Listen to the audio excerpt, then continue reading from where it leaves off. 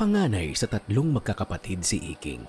Nakikisaka ang kanyang tatay habang namamasukang katulong ang kanyang nanay. Sa murang edad, namulat siya sa realidad ng kanilang mahirap na buhay. Pinatira lang kami ng isang kakilala o amo ng father ko sa isang lupa na may pinagtirikan namin ng kubo lang. Madalas wala kaming ulam. Madalas din na salat sa baon sa pagpasok ng elementary school. Dahil madalas na sa trabaho ang kanyang mga magulang, kinailangan niyang akuin ang responsibilidad sa loob ng bahay at sa kanyang mga kapatid. Sa akin po mahirap una kasi pag galing ko ng school, instead na maglalaro na lang ako, nakikita ko yung mga classmate ko na naglalaro na sa labas. Pero ako gagawin ko muna yung gawaing bahay, kung may pagluluto na ulam, lulutuin ko muna siya. Pero yung sinaing talaga matik yung ginagawa ko po lagi. Nag-iigib din po ako ng tubig namin kasi wala kaming poso. So wala kaming gripo, malayo po yung pinag-iigiban namin. Hindi lingid kay Iking ang madalas na pag-aaway ng kanilang mga magulang. Wala siyang nakitang pagmamahalan sa kanilang sambahayan. Si papa ko po kasi parang walang araw na hindi siya nagsusugal. Every time na kakain kami, nabihira naman po kami magkasama-sama na harap na kumain. Simula na nagkaisip ako, hindi ko po nararamdaman yung love. Wala rin kami family bonding. Wala, as in wala po.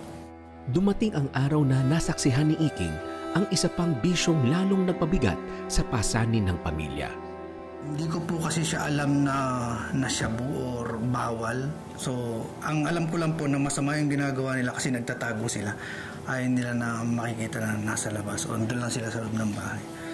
Pati si Iking ay nadamay na sa bisyo ng ama. Isinasama siya sa sugalan. Naisip ko na bakit ganito po yung father ko, ba't parang umaasa sa sugal para makasurvive kami sa pang-araw-araw, which is ang nangyayari po is nababaon pa po yung papa ko sa utang talaga. Bagamat napapaligiran sila ng mga relihiyosong kamag-anak, wala itong naidulot na mabuting pagbabago sa kanilang pamilya. Hindi ko po nakita yung love kasi madalas po namin narinig yung mura. Parang yung mura po is expression na lang sa tahanan namin. Dahil sa masalimuot nilang sitwasyon, nawalan na ng gana si Iking na mangarap para sa sarili. Sa edad na 12, natuto na rin siyang magbisyo. Kung ano yung nakikita ko sa father ko, parang gusto ko na siyang gayahin.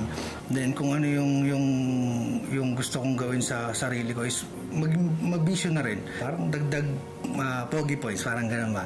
Astig kung tingnan, matapang kung tingnan pag naninigarilyo ka nung kabataan mo. Then nakakasalamuha mo yung mga barkada mo, mas nagiging close kayo kung pare-parehas kayo ng bisyo. Isang araw, habang nakikipaglaro ang bunsong kapatid ni Iking, aksidenteng napatid ang kalaro nito. Nagsumbong ang kalaro sa tatay. Pinagmumura na niya yung kapatid kong bunso. Then ako as kuya, parang gusto kong ipagtanggol yung kapatid ko, pero hindi ko siya magawa kasi malaki po yung kaaway. Then bilang isang panganay na mumurahin po yung nanay ko sa harap-harapan ko po mismo, masakit po para sa akin. Gusto ko po talagang ako mismo is lalaban o gaganti ron sa tao, pero hindi ko po siya magawa kasi nga bata pa po at the time. Pero yung nararamdaman ko po noon, sobrang sakit na. Pagod at galing sa bukid ang ama ni Iking nang madatnan niyang pinagmumura ang kanyang asawa. Hawak ang kanyang itak. Agad na pinuntahan ang mag-ina upang ipagtanggol. Sabi ko, ito na siguro yung pagsisimula ng pagiging watak ng pamilya namin. Ituloy kaya ng ama ni Iking ang masamang balak nito? Ano ang magiging kahihinatnan ng kanilang pag-aaway? Alamin bukas sa pagpapatuloy ng kanyang kwento.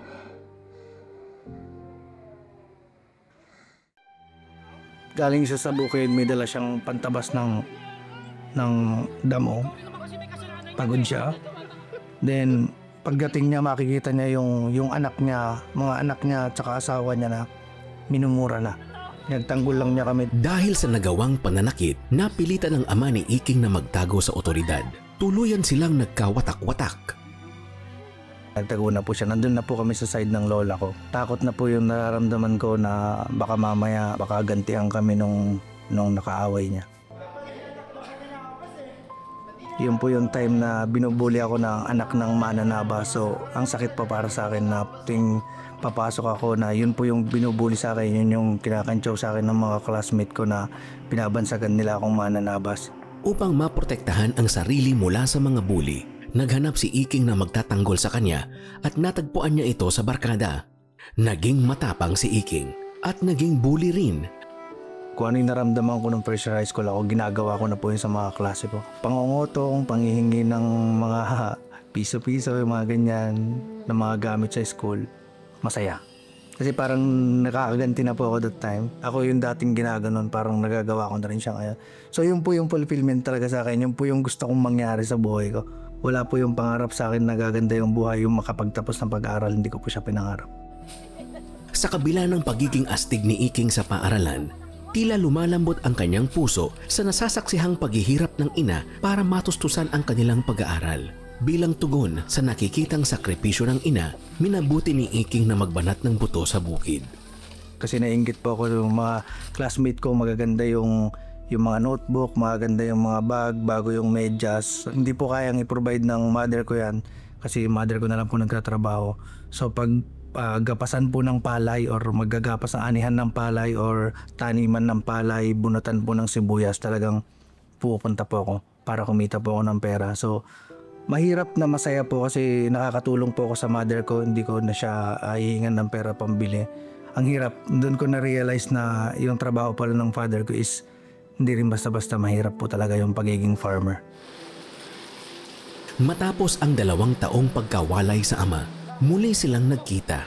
Bagamat kada linggo'y nagkikita sila, walang kaalam-alam ang ama maging ang ina sa kanyang pagbibisyo. Anak, umuwi ka ng maaga, nag-aalala sila lola mo. Anak, huwag ka sanang magbisyo, mag-aral kang mabuti. Ganun po lagi yung sinasabi ng mama ko, hindi naman po nawawala yung pangaral sa akin ng nanay ko. Bilang anak, opo lang ako na opo. Opo ma, sige po. Pero hindi naman po yung tumatatak sa isip ko, parang pag pumasok sa kabila, lalabas lang din sa kabila. Ipinagsabay ni Iking ang pag-aaral at ang paggamit at pagbenta ng marijuana para lalong kumita. Sige na please, anak. Attend ka ng graduation mo. Matupad kaya ni Iking ang pangarap ng ina para sa kanya? Tunghayan ang kasagutan bukas sa pagpapatuloy ng kanyang kwento. Sa kabila ng pagbibisyo ni Iking, nagawa niyang makatungtong sa huling taon sa high school. Madalas po ako mag-cutting classes. Papasok po ako minsan nakainom.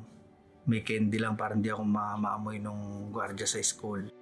Pinagsabay niya ang pag-aaral, pagtatrabaho sa bakery at pagsusugal sa bilyaran dahilan upang hindi matamo ang diploma na inaasam-asam ng ina para sa kanya.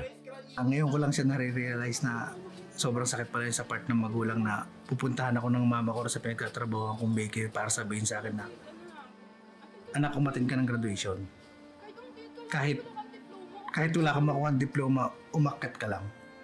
Yun po yung word ng mama ko sa akin, pero hindi ko po siya sinunod. Hindi po ako umattend ng graduation kasi alam ko at sinasabi ko sa kanya na wala naman akong kukunin na diploma dyan. Bakit ako aakyat? Kaya hindi po ako gumraduate ng high school. Dama ang sakit ng hinagpis ng ina. Sinubukan niyang makabawi at makatulong sa pag-aaral ng mga kapatid. Lumuwas siya sa Maynila at nagtrabaho sa pabrika ng kandila. Sobrang bigat po naging trabaho ko. Naghahatak po ako ng wax o candle wax. May mga ganyang kalalaki po siya. Tapos mga 250 kilos po, nahahatakin ko siya para lang mayatid yung customer na umorder namin doon sa bus station o sa taxi. At the age of 16 years old po, andyan na po ako sa Divisoria nagtatrabaho. Upang mapawi ang matinding hirap at pagod sa trabaho, naging karamay niya ang alak. Kapag nalalasing, gulo ang hanap, sanhi para lalo siyang mapahamak. Isang babaeng may boyfriend na pulis ang umaaligid sa kanya noon. Nakakausap po siya pag may alak na po ako. Binantaan ako ng kamag-anak nung boyfriend niya kinabukasan. Yung boyfriend po nung babae na pulis is lasing. Doon na po inahunting po ako na may dalang baril. Hindi inaasahan ni Iking nang siya'y katagpuin ng ama sa pabrika para sunduin at ilayo sa kapahamakan. Masaya po ako that time na andyan pa rin yung father ko nung nasaksihan ko yung time na pinagtanggol niya kami nung may tinaga siya. Then pangalawang pagkakataon ulit na parang sisave niya ulit ako. So naramdaman ko talaga yung pagiging tatay niya that time. Nung nawala po ako ng trabaho sa pabrika, doon na po ako pinasok ng father ko sa construction na pinapasokan niya sa Antipolo. Kahit magkasama silang mag-ama, matinding hirap pa rin ang kanyang sinapit sa construction. Although malaki po yung sahod, 200 a day, yung mga sineserban ko po na mga mason, 5. So naranasan ko na masugat yung ganito ko dahil po sa bigat ng halo ng semento na binubuhat ko. Bubutas ako ng pangposte po. Yan po yung time na nabutas ko yung Poso Negro ng kabilang bahay. Then bumuhos sa akin yung talagang sumirit po yung mga dumi. Time po na yun na medyo naluha ako sa sarili ko. Naisip na sana sinunod ko na lang yung sinasabi ng mama ko na magtapos ako ng pag-aaral. Hindi sana ako nagkakaganito, hindi ako nahihirapan sa trabaho. Sa kabila ng hirap na dinadanas, nakakahugot ng lakas si Iking mula sa ama. Muli niya kasing naranasan ang pagtatanggol ng ama nang siya'y mapagbintangang nagnakaw ng cellphone ng kainuman.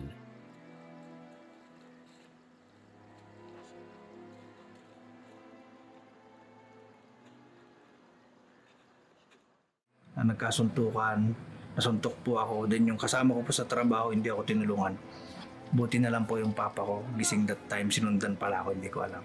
So yung papa ko po, yung kaaway ko, binanatan din po niya. Doon ko po naramdaman na talaga, iba yung love ng tatay din talaga. Hindi rin talaga gugustuhin ng tatay na may mangyari sa anak. Na kahit ganun yung papa ko na mabisyo, ayaw niya na masasaktan yung anak niya.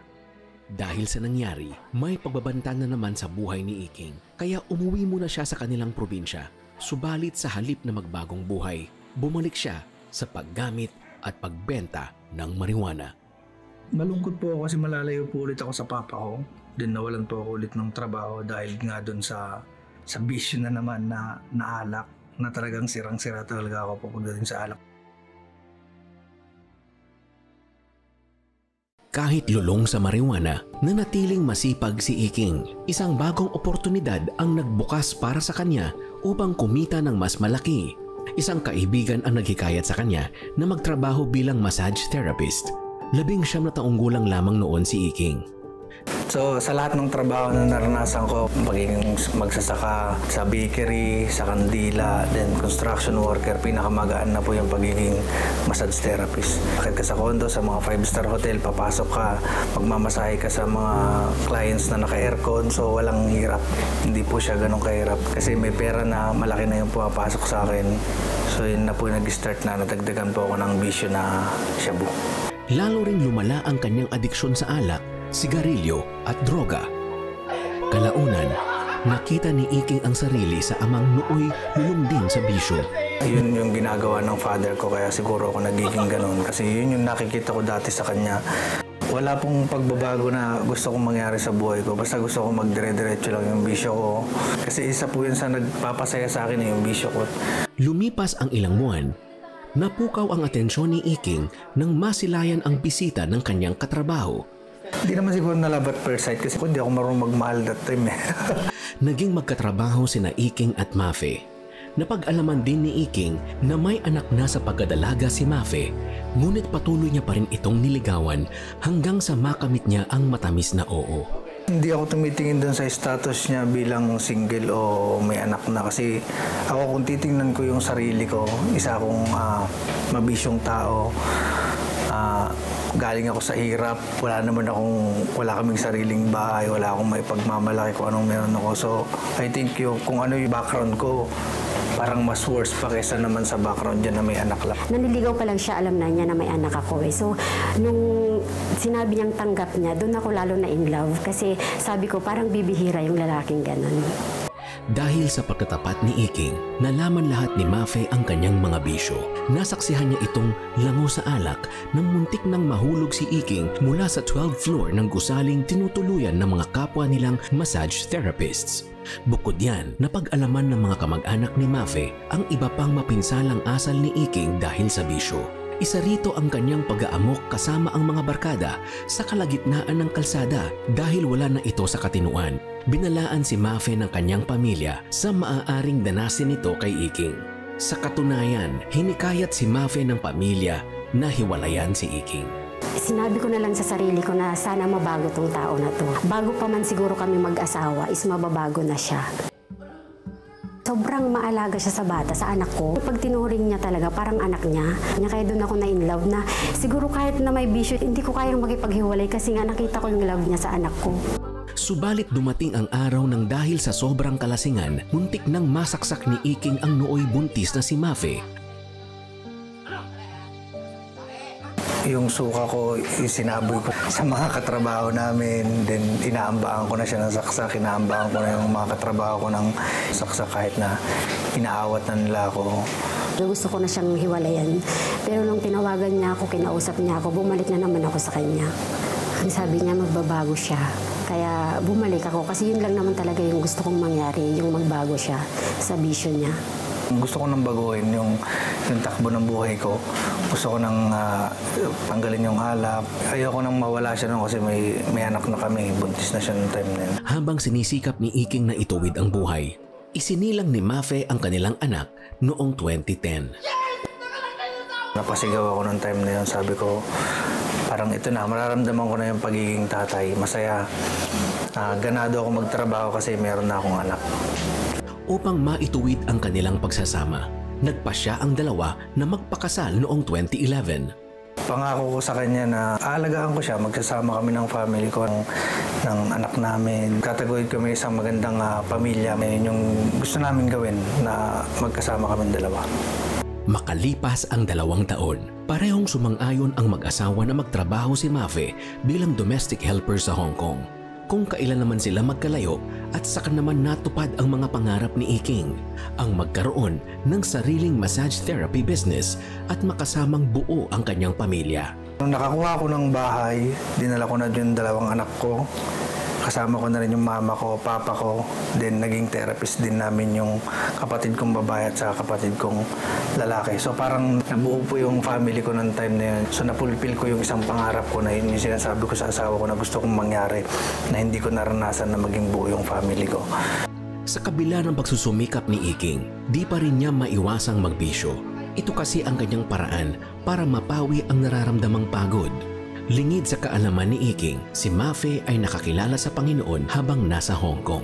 Ibinahagi sa kanya ng kapatid ang pagmamahal ni Jesus. Sa pagnanais ni Mafe na makilala din ng mister ang Panginoon, hinikayat niya ito na maghanap ng isang Kristiyanong simbahan sa Pilipinas. Nagulat ako, nag-yes agad. Hindi ko na-expect na susunod siya agad sa akin eh. Kasi ang dami ko nang sinabi sa kanya na hindi naman niya sinusunod. Pero that time talaga sumunod siya. Parang kinabukasan niya, naghanap na siya agad ng church. Nung nagpe-praise and worship na, naalala ko yung time nung kabataan ko na kinukutsa ko yung mga yan eh. So nagkakanta ng alive, ito na naman yung mga baliw. Nung naranasan ko dito yun, iba yung presensya. Kung bakit ako umiiyak, hindi ko alam na nakakapagpalakpak na ako. Ngayon, ginagawa ko na siya. Tapos yung service, 2 hours, hindi ako inantok. So paglabas ko ng simbahan, ang gaan ng pakiramdam ko. Ang tagpong iyon ang nagbigay ng lakas kay Iking para umiwas sa mga nakasanayang bisyo. Pero panghabang buhay na kaya ang pagtalikod niya sa magulong buhay? Magbubunga kaya ang kanyang mga luha ng tunay na pagbabago ng puso? Masundan pa kaya ang mga naranasang pagkilos ng Diyos sa kanya? Alamin ang mga kasagutan bukas sa pagtatapos ng kanyang kwento. Sa pagtahak ni Iking sa tuwid na landas, naging sandigan niya si Hesukristo para makawala sa bisyo. Na-born naging Christian ako is doon ko mas naunawaan na ang ating Panginoong Hesus ay ang ating Diyos na tagapagligtas. Na talagang sinurrender ko na yung buhay ko sa Panginoong Hesus. Talagang i-offer ko na yung buhay ko sa Kanya 2014. Then nagtuloy-tuloy po yun. Dire-diretso ako nagsisimba, hindi po ako pumapalya. Nag-join ako sa mga fellowship every Sunday para sa pag-grow. Dati akala ko nga yung mga ganyang kwentuhan na mga lalaki is hindi yan tatagal pag walang alak. Kasi yun yung mindset ko eh. Ngayon, pag nasa Panginoon pala, minsan kahit na 6 hours, 8 hours na 10 hours inaabot na kwentuhan, tumatagal ng walang alak. 2014, natanggal ko yung alak ko na sinabi ko lang na hindi na ako iinom.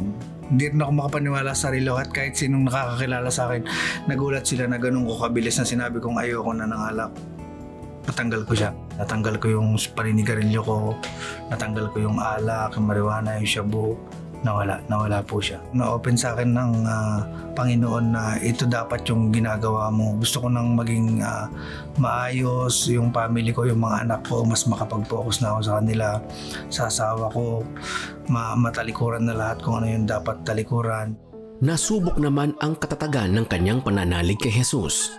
Nagkaroon ng di pagkakaunawaan sa pagitan niya at mga kapatid na empleyado sa kanyang massage therapy business. Parang hindi matanggap ng tatay ko na ginagawa ko yun sa mga kapatid ko. May pagkatalo kami, pinapaalis ko siya.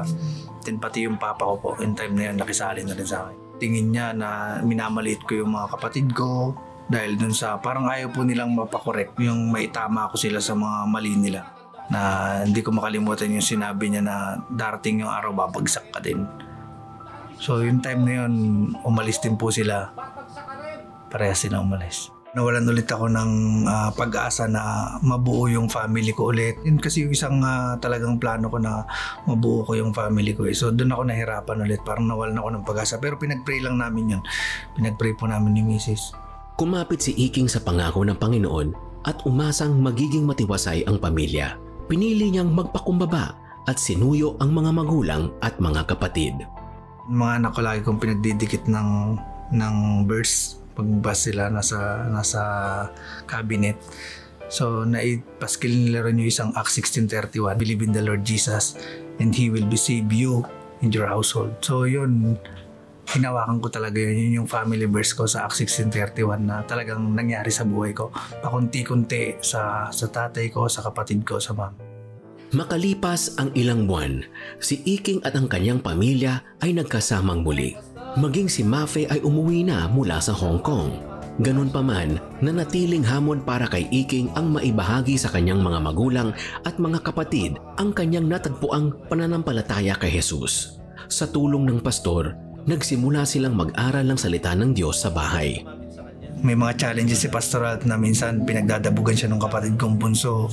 Si Papa ko madalas nabubugaan siya ng usok ng sigarilyo bago siya pumasok sa bahay. Nagpatuloy lang kami ni Pastoral, then na-open si Jesus sa bahay. Nagbunga ang pagpapagal na ito ni Iking. Nahikayat niya na maging bahagi ng isang faith community ang kanyang pamilya.